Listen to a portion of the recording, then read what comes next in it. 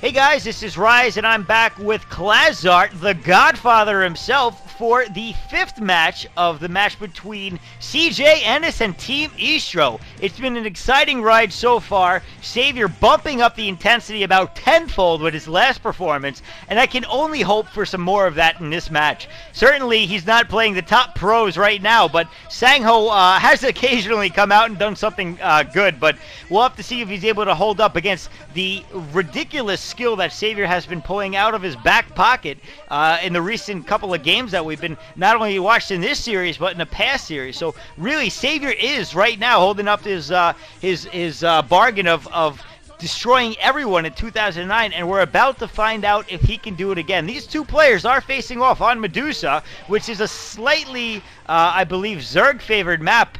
Actually, I think I just messed up that stat. It's actually exactly even, Zerg versus Protoss. It's Zerg favored against Terran, so we have nothing, no advantages, no map advantages right off the bat for each of these players, so we will see a pure battle of skill versus skill. Klazart, I know you're a huge Savior fan. Do you think that there's anything Sangho can do to try to deter Savior from taking this game from him?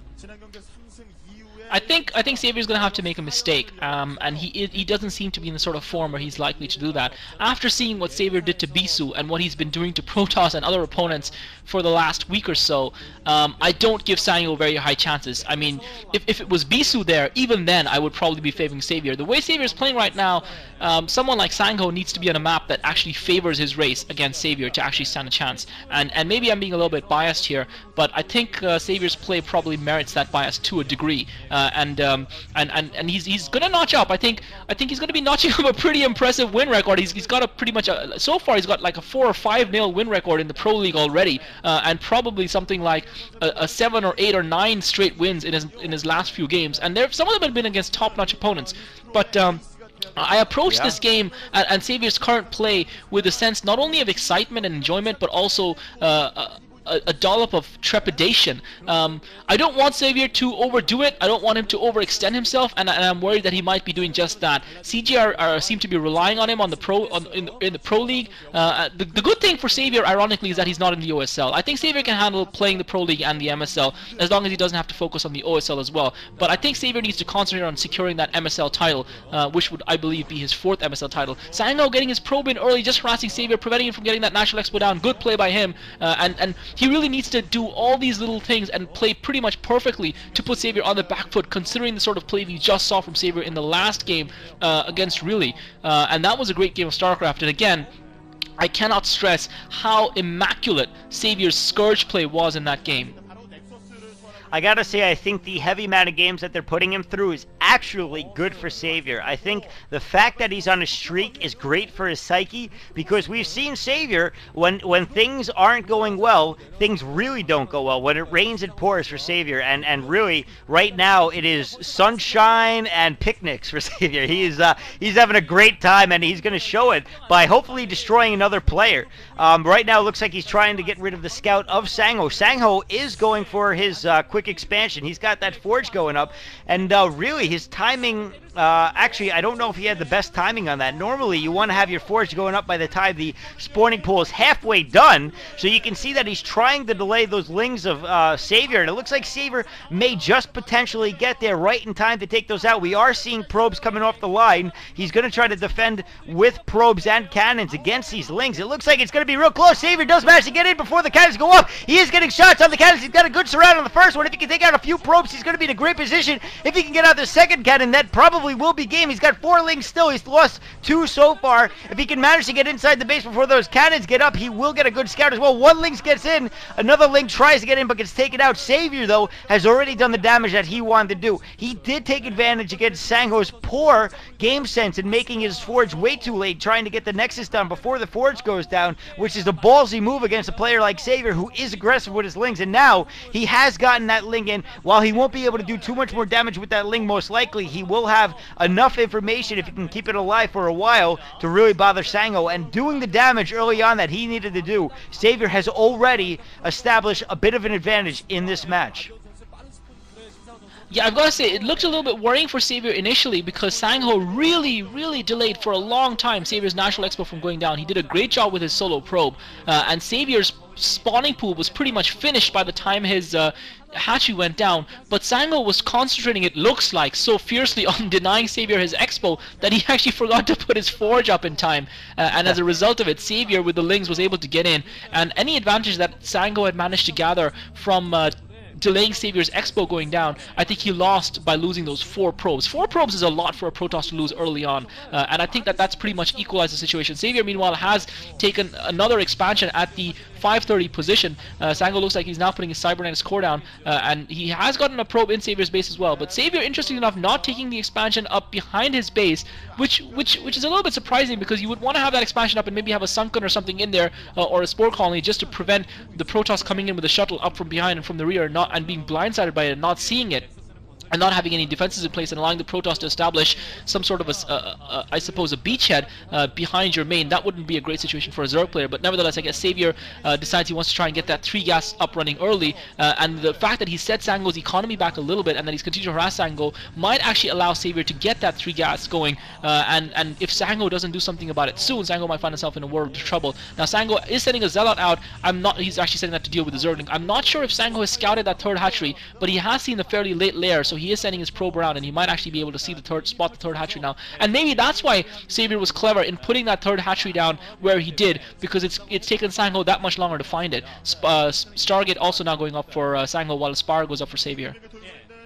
Yeah, and Savior appears to be going for the 3-hatch Muta build. I don't think he's going to go for the Sauron build that we've been seeing a lot lately, that 5-hatch build, although really the Spire is kind of standard these days regardless, so he may be just building them for Scourging purposes, but because of that advantage that he established early on, I think that he's probably going to stick with the 3-hatch Muta build, because he'll be able to do even more damage to the economy of Sangho and really seal the deal. At this point, he's got about a control group of Lings, and no, there is the 4th hatchery going down, so we'll have to see if he goes for that. And he's going to start take down those temples. There's the 5th hatchery, so no, I'm incorrect. He is going to use that most likely for Scourges. He does not have the money to make Mutalisks. He will only have a couple hundred minerals when that Spire's done, so that will be used for Scourge to take care of any Corsairs that come out from Sangho. So we are going to see that new Sauron build that has come out of Zerg players. In the meantime, taking out those temples will open up a huge door, both figuratively and literally, to the play of Savior.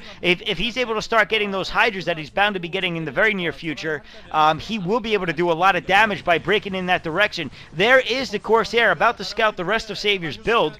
He's probably pumping out a couple of Scourge at this point to deal with that early on.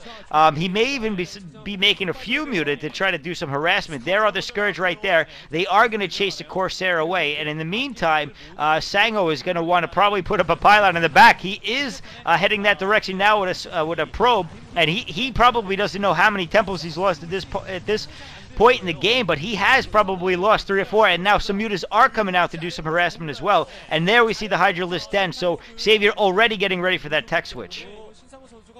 And you can see Savior's superior economy already kicking into gear with about 5 Mutalisks and 2 Scourges, and I thought you were right that he wouldn't be able to afford that. Sangho has got 2 Stargates up though, so it's a good job that Savior's going to be coming in with his Mutalisks and his Scourges, because that's going to allow him to actually scout the 2 Stargates. Otherwise he might have been a little bit blindsided and caught off guard. Sangho with the Dragoon coming in just to cancel that out. And Savior's now going to come in with the Mutalisks. He's going to use the Scourges as shield and to absorb a little bit of the counterfire to take out the Corsairs. One of the Corsairs go down. Sangho has 2 Corsairs. He's going to lose another one. The 3rd Corsair goes down. Savior now with 4 Mutalisks to Sangho's 1 Corsair, but Savior's going to be forced to run away, and Sangho with the double Stargate was able to survive, and that's the only reason he survived that attack, was because he had dual Stargates. Otherwise Savior would have wiped the floor from him. Initially I thought Savior had fed Sangho a line by making him think he was going for the 3-hatch Muta build and denying him the scout while making the switch to the 5-hatch power-up Hydralisk build, but it looks like Sangho played it well and anticipated and was just about able to hold his defense, but the fact that he's lost 2 of his Corsairs so early on is going to cost him, and he hasn't, despite going 2-gate, been able to establish early air superiority, which I would have felt would have been crucial for him.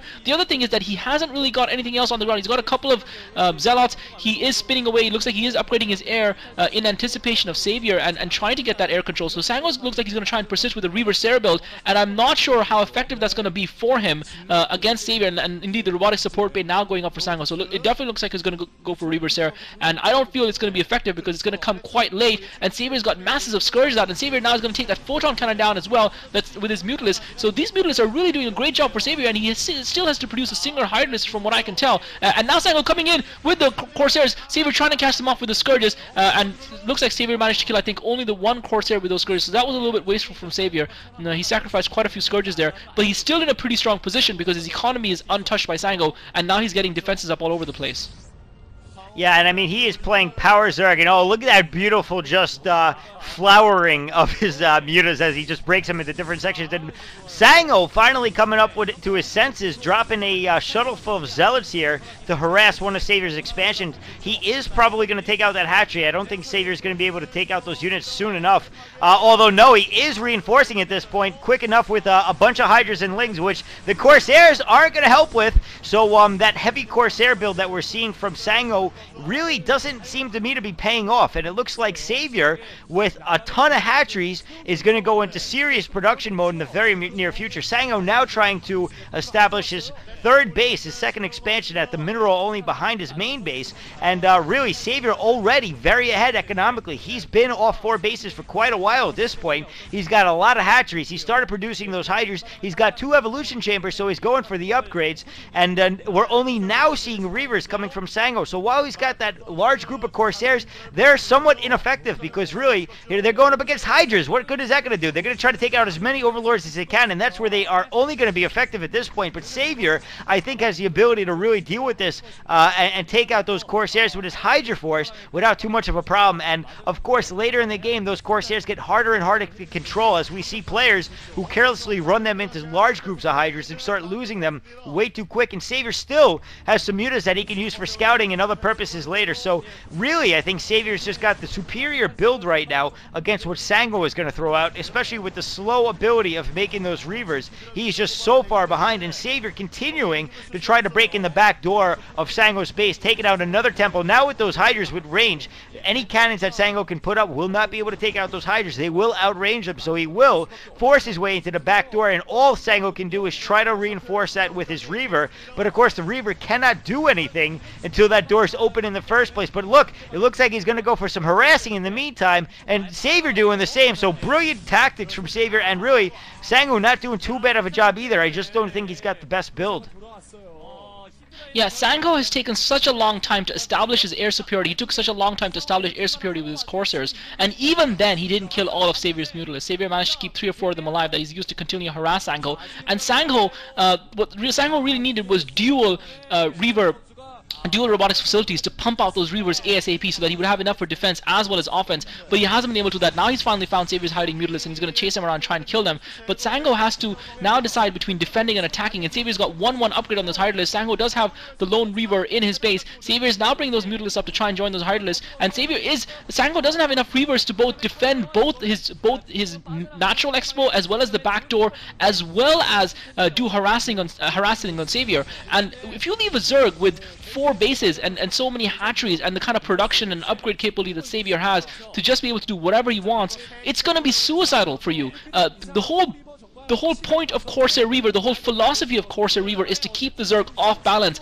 and keep killing his bases one after the other and kill bases faster than he can put them down and get his economy back. That's the whole point of Corsair Reaver. Otherwise it just doesn't work. You can't defend for such a long time with Corsair Reaver and expect to win, but Saviour's done such a good job of just forcing Sangho back and boxing him into his base that now Saviour has got a large group of Hydras in base, and it looks like Saviour's going to be going for a massive drop here unless he's going to try and just use his Overlords for a distraction. And I'm not sure, I think this might just be the killing maneuver by Saviour. He's got about 7 or 8 Overlords while Sangho's Corsairs are being chased all over the base. It looks like Saviour's readying up for a massive drop at some place, and Sangho has pretty much put all his defenses at his front gate. He's got 4 Reavers there. He does have the dual shuttles, and Saviour's just going to bypass him with a drop. It is going to be a little bit dangerous for Saviour though, because if his Overlords get caught out, and I think what Saviour might be doing is he might use these 3 Overlords to drop in the natural potential to distract Sangho first, and then he's going to go for the big drop with his other overlords in Sangho's real expo. So Sangho has got to see, and Sangho has indeed seen the overlords, so he's going to try and go after them. Savior's going to persist with this drop just to fool Sangho and keep him busy, and I'm pretty sure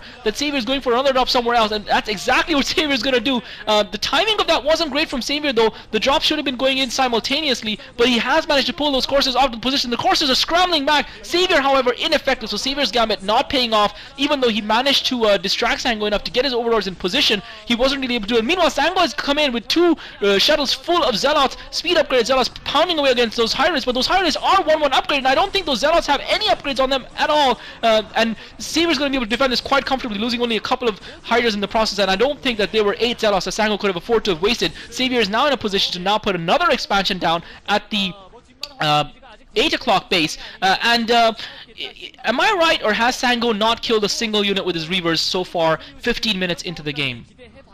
You are correct, my friend. I think that he hasn't done anything with those Reavers. I mean, usually what you do with Corsair Reaver is escort the shuttle with the Reavers with your Corsairs, but instead, he's escorting Corsairs with his Corsairs, which does nothing. He's not managing to take out Overlords because his Hydra's under all the Overlords. Savior has a huge Hydra build here, and just Sangho is completely unprepared for anything. Although, I gotta say, Savior definitely did mess up a little bit with his drops that I thought could have been a game ender, but instead the timing was caught off, and maybe Sangho had a little bit of map hacks there where he was able to take out the first 3 without a problem, and Savior just didn't seem to have anything loaded in the others, and now we're seeing a double frontal attack here. Savior a little careless with those Scourge, almost managing to take out the shuttle, kamikazing, and now we're seeing Savior attacking on multiple fronts, which is exactly what he needs to be doing, and he's got a drop in the main base. He's going up the back ramp. He went in the front with the Scourges trying to take out the shuttles. He took out a couple of observers. He doesn't have lurkers, which I think could certainly help this right now. He's got more units streaming in, and look at the map. Oh my god, it is bleeding Savior.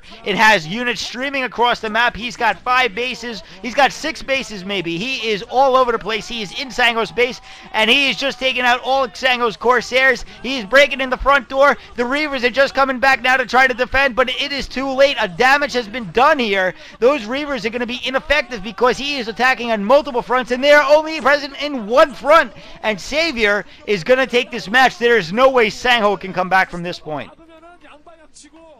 Yeah, Savior just taking down Sangho's Expo behind his main, and now the 3 Reavers left behind to die to the Hydralisk. Savior's killed one of the Reavers. The second Reaver is going to get taken down. The shuttle gets picked off, and Sangho has lost his 3 Reavers. And I think with all the Reavers Sangho produced, he killed a total of 20 Hydralisks, and now there's nothing to stop Savior from overrunning his base. This unfortunately reminds me a little bit of one of the new Starship Trooper movies that was direct-to-TV only, where the power generation for the shields for a base was shut off and the entire base was overrun by aliens and by insects, by bugs, and that's exactly what's happening to Sangho. It just looks like someone switched the power off to his defensive shields and he's got nothing left to fight with. He managed to get a decent storm off on the ramp, but really I have to say Sangho's skill level has been abysmal in this game right now, and Savior, all credit to him, attacking at multiple fronts, keeping Sangho off balance, realizing that Sangho had only a small force and didn't really have the mobility, and I think Sangho has just been too scared to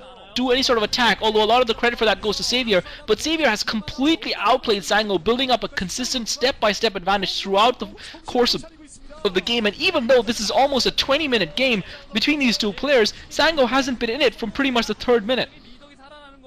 I like your use of the word abysmal, but I'd like to offer up another word, appalling. I am actually offended by the Sair Reaver that I saw coming from Sangho. It was the most pathetic Sair Reaver build that I've ever seen. He had 8 or more Corsairs, he had 4 Reavers, and they never left the base. I think he ventured out for about a total of 10 seconds. He saw an Overlord, got scared, and ran away. And now Savior just completely overrunning Sangho in every way imaginable. He has the entire map to himself. He could build any unit he wants. He could win with drones, I think, at this point, and Sangho wouldn't be able to do much of anything, losing his Nexus again.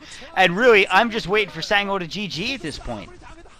Yeah, Sangho making a pathetic attempt to break out with Zealots, a lone Reaver, and a couple of Dragoons against Savior's Lurker contain. The Zealots die, the shuttle dies, he loses one of the Reavers as well. He's managed to get an Observer, so he might just be able to break this contain, but he's in he's in tatters everywhere else over the map, where Xavier is just continuing to outproduce him massively and take control of expansions all over the map. And Sangho and Xavier now picks off the Observer as well with a lone Hydralisk and an Overlord, and Sangho is pretty close to being mined out right now, so Xavier can just see this out, wait for his opponent to get mined out, and finish off his remaining forces before wiping the floor with him, and it looks like Xavier is pretty much ready to deliver the killing blow.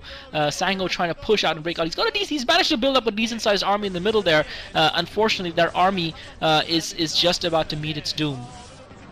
You know, you bring up an interesting point. He's getting mined out. He's got Reavers, and really, that's not something you want to happen with Reavers, because the only way that you can attack with Reavers is to pay for Scarabs. And if you're really low, a lot of times you can run out of Scarabs. And this is it. I think Xavier is going for the final surround. He's got a ton of units out in the middle. He takes out the Archons, the Zealots. The Reaver goes down. There's only a Templar left and a few Zealots. Another Archon about to go down. The Templar are going to be picked off. It looks like one goes down. No, he doesn't take it out quite yet, and that's it. GG from Ryan Shield, a.k.a. Sangho. So Sangho, being a hoe that he is knocked out by Xavier. Xavier going up 2-0, playing brilliantly this game, much better than last, I would argue, making for a lot of exciting games. And guess what? That means we're going to see him in a third match. I can't wait. Yeah, Sangho used, abused, and discarded by Xavier, unfortunately for him. Terrible, terrible play, it has to be said. I was appalled by, and I think you're right. I think appalled is probably the right word. Just atrocious, absolutely atrocious StarCraft from Sangho.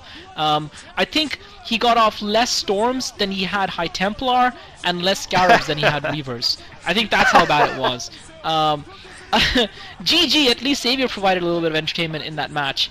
And let's go on to the next game, which is Game 6, which becomes now a must-win game for whoever is coming out from Estro, and Xavier is in GG, I guess. Xavier is in danger, or Xavier looks like he's gonna wipe out another team entirely on his own yet again. I think you're right. Let's go watch it. It's bound to be exciting.